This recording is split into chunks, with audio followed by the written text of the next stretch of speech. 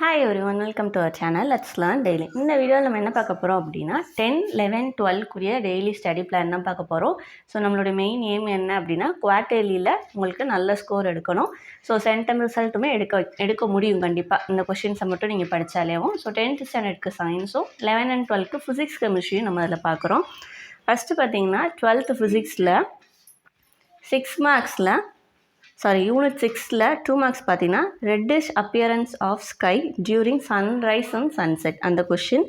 White clouds appears white in colour அந்த question. இது 2 marks.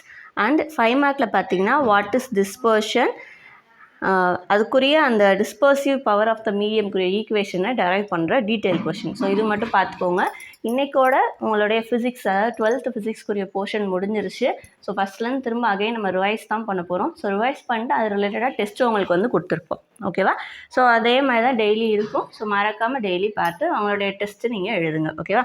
Next 12th கெமிஸ்ட்ரிக்கு பார்த்தீங்க அப்படின்னா common ion effect with example, பிஹெச்னா என்ன.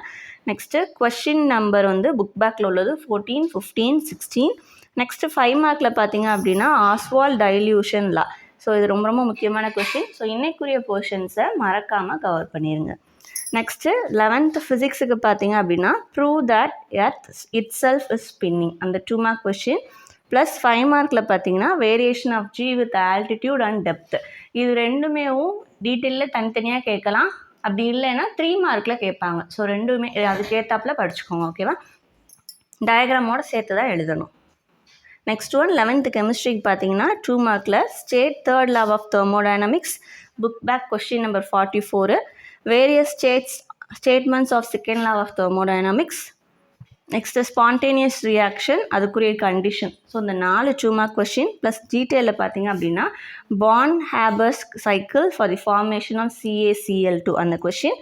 Characteristics of internal energy. Characteristics of internal energy வந்து ரொம்ப முக்கியமான கொஷின். நீங்கள் என்ன கொஷின் எடுத்தாலும் அதில் மோஸ்ட்லி இருக்கும். ஒரு 5 பாயிண்ட்ஸ் மட்டும் அதில் கிளியராக படிச்சுக்கோங்க.